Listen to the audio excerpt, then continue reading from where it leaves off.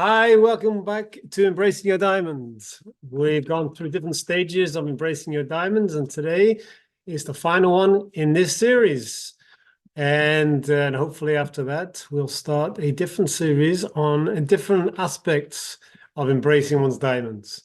Today's level, well, today's not level's the wrong word. Today's step is securing the settings of your diamonds and being a gem merchant. Again, we started all those many months back, starting off of digging and discovering and the different facets of your incredible essence, who you are, what you can give to society. We've talked about polishing your diamond. We talked about the challenges briefly. Again, this doesn't cover everything, but it hopefully gives you enough to embrace the greatness that the world is waiting for you and I to enhance the world that we live in. That everybody has got something, and it's a journey that one embraces, changes everything, changes perspective, changes the way you look at things. So let's end up by talking about how one secures the setting of your diamonds. Now, I'm sure we've discussed about it. I don't remember, but it's a very poignant part, is that once a person decides to change for the better, some people are jealous. Some people are impressed. Some people will ask you, "Oh, I've seen you've changed. Your perspective is changing, more positive. You feel more confident with yourself." But the flip side is that you get some people that, who are you? You're not who the person I knew. I don't like you. I'm jealous of you, whatever it is. So you get both sides, because there's no such thing as everyone's going to accept you for who you are. It's just the natural tendencies. They say be careful when you put the finger at someone, because there's always three sticking back, both positive and both negatively. So one of the things I have found is with securing your settings of your diamonds, once you start your process, it doesn't happen overnight. It takes time. And the one thing that could help is finding out, being honest with oneself, what direction do you want to go? Now, the hardest thing about this is you want a support system. Excuse me. You want a support system to help you. You want to have someone that when you're falling down, that someone can help you pick you up in a more of a positive way. For example, the Alcoholics Anonymous and that wonderful outreach program, one of the main focus points of it is this a support system. Because those people have been through that same challenge, and you're all going for the certain goal. Some people go quick, they get a different speed, and some people go to a stage and then they fall back and they get despondent. But if you've got some people, friends that understand and appreciate and realize that life is challenging and tough, but there's nothing like support system. So with that kind of concept, you don't have to thank God, have an addiction. You also need that in life. Whether it's a good partner, a good wife, a good husband, a good parent. But again, let's be real. Not everybody is supportive, because it could be they're jealous of themselves. Look, this person bettering himself. But you know what? If they're bettering themselves, then you feel guilty. So you pull people down, is the thing. So one of the things of setting your diamonds may be very painful, because sometimes you may have to disassociate with friends or company or environments that is not conducive to your growth, your ability to keep your sparkle. Because there are people, let's be honest, there are negative people who bring you down, and there are positive people who bring you up. And sometimes when you're alone, it's very hard. So one of the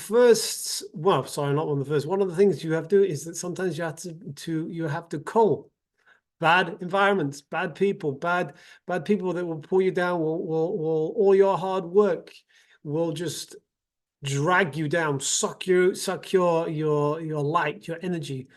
Again, they're jealous. But if you're on the flip side, if you believe enough and you are just yourself, there is an intrinsic power, if you want to put it that way, that's everyone's searching. Let's be honest, everyone's searching to be the best form of themselves. Some people are not strong enough. Some people want to, as we discussed many times in the beginning.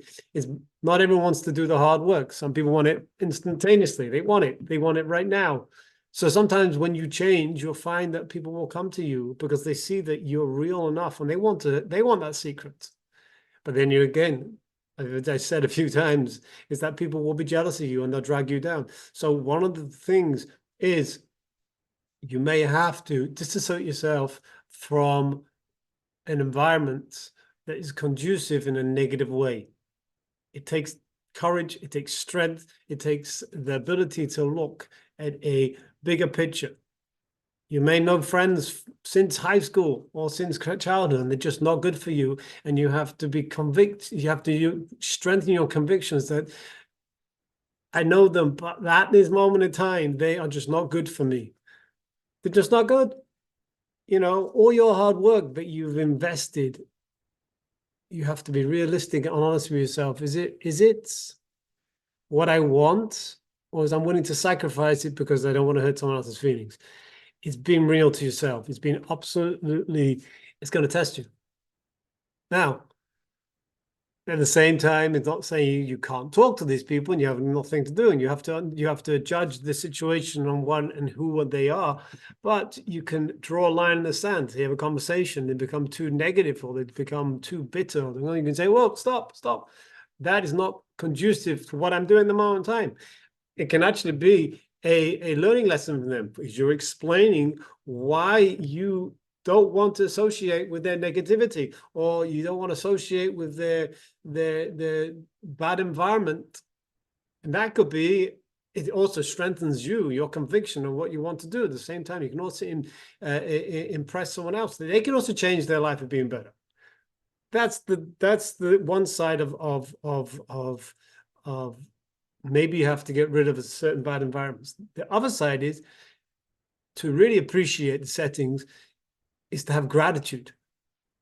To have gratitude for the journey that you're going through, the gratitude that people you have around you, the gratitude not everybody's on the same level as you, but they can still give you something. Once you change your perspective and your idols, your ideas on what you want to go, to really keep it firm and structured. One of the ways is gratitude. Is one of the stories I've said about the bed, to say thank you, to say thank you to inanimate objects, to appreciate what they have to give. And as you build upon that appreciation and that gratitude, you will come to appreciate other people and what they can give you and how you can help them. And ultimately, you come to appreciate yourself and the journey that you're going on, and the challenges that you're overcoming, and the challenge that you will overcome. And that gives you the positivity and the courage and the strength to keep going. And after a while, it becomes second nature not in a negative way, and in a positive way, that you have transformed your ability to think in a more positive way. There's one story there was about a king, and he was ugly, and he hated the way he looked in the mirror, and he wanted to get married, but he was afraid to show the person he would marry or people his ugly face. So what he did was he decided to create a mask of a beautiful, handsome face, and he put it on his face, and that was his persona. And he went out and he got married, and he never told his wife that he was wearing a mask. And even though he was playing the game, deep down inside himself, he felt guilty. This is not the real me.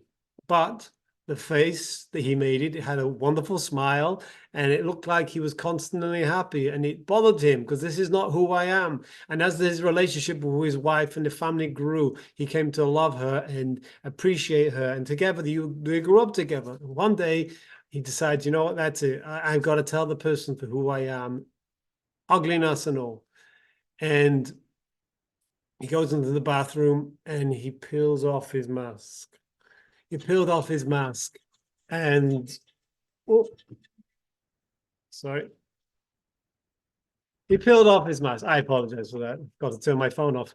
He peels off his mask and he's fearful to see the ugly face that he had beforehand.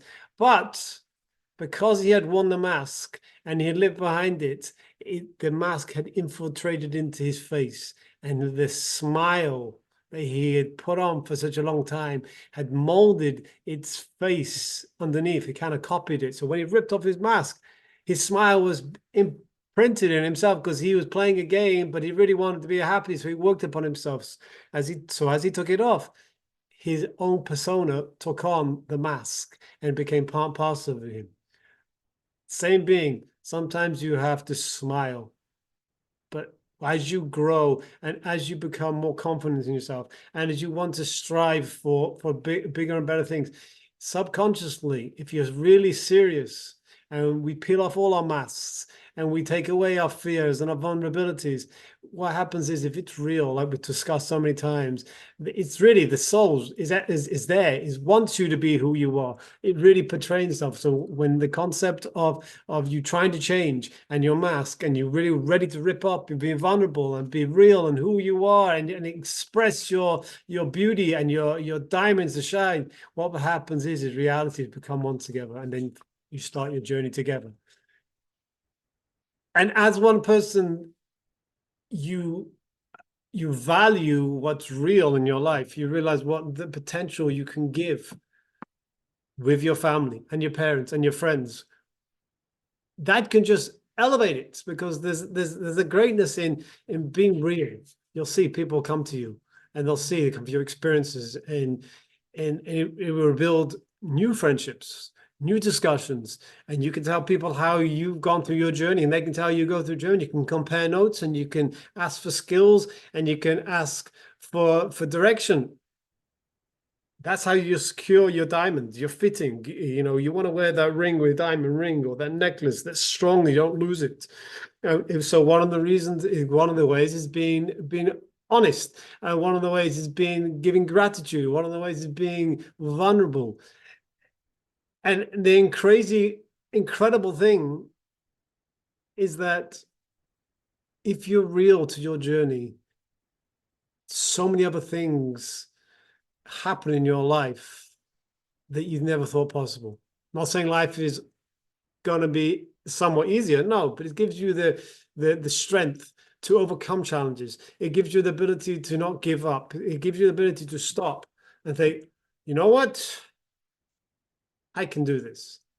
Do you know what?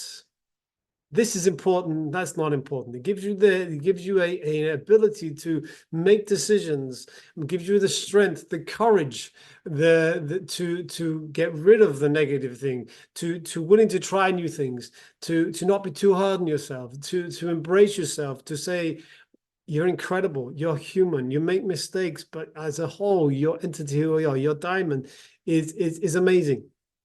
And the world wants it, and God wants you, and there's no one like you. And if there's no one like you, there's no one like someone else. And therefore you can enhance other people, and together we can hopefully bring society a bit more real, a bit more unity.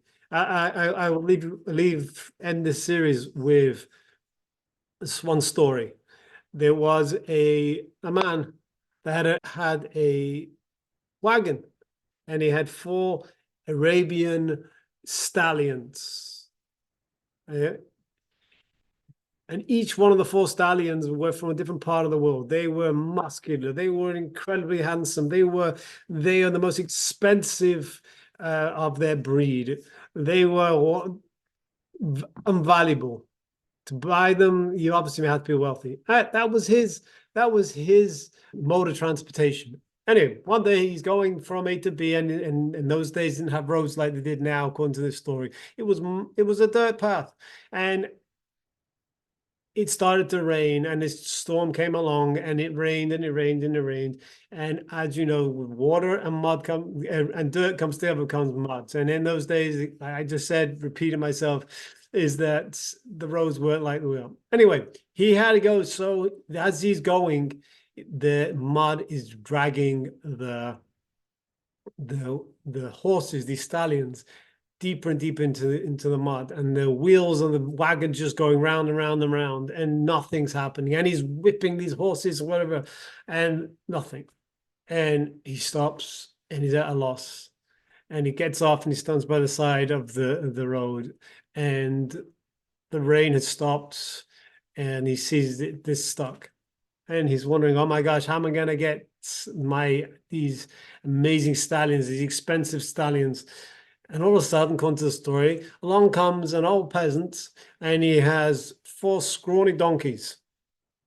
And the guy stops him and says, "Hey, can you help me?" And he looks at the stallions and says, "Sure, no problem.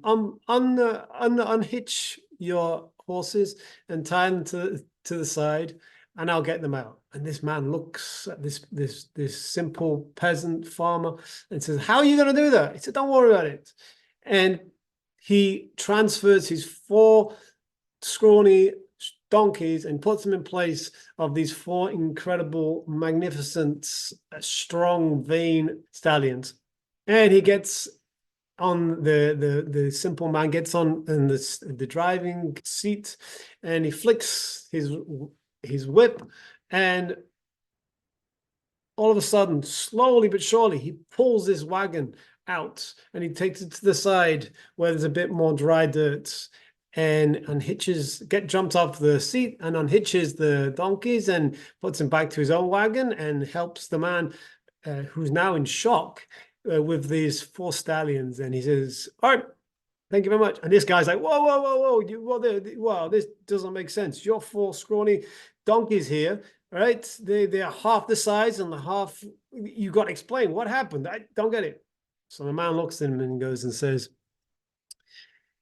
"My 4 donkeys are brothers, and when one person gets whipped to move, they all feel the pain, and together they work as a team. Whether you're 4 incredible, expensive, strong stallions, when one gets whipped, the other 3 don't care about it. They're vain. It's all about you. Who cares?" So why do I say this to end up this series? The 4 donkeys, or 6 donkeys, however we want to put it, is to end up is people who have gone through the same journey, people who appreciate who you are. They feel the empathy, they feel the journey, they understand, and they work. When someone's down or someone needs help, they will give you the encouragement. They may not be able to give you the answers, but they'll feel your pain. The opposite side is someone who's not interested, he's only by himself. They won't get far when they get stuck in the mud, when they get stuck in life, but they will just constantly get stuck. So I thank you for listening. I appreciate you clicking, sharing, and my hope is what I do every day in my practice, Yellow Road Thinking. I try and help people appreciate who they are and how they are incredible, and they have good thing to give, and therefore you're not alone. So I thank you all for being on this journey of these embracing your diamonds. I hope they help, hope they inspire, I hope they give you the courage to embrace yourself, to do the hard work, but it's worth it, and that you can inspire other people. So my blessings to all of us is that once there's as embrace that we are unique, we are incredible, we are beautiful. The world is crying out for our diamonds to shine. And hopefully the last few weeks, I've given you some ideas, some strength, some courage to internalize and work upon. And if you need any help, just yellowroad.com. Sorry, not Yellow Road. Yellow Thinking, Yellow Thinking, Yellow Road Thinking. Sorry, my mind went blank for a second. Yellowroadthinking.com or Tapao. Don't forget to like us on Facebook. God bless you all, and looking forward to sharing more inspirations to shine going forward. Thank you so much. God bless you. Be curious, be great, be amazing.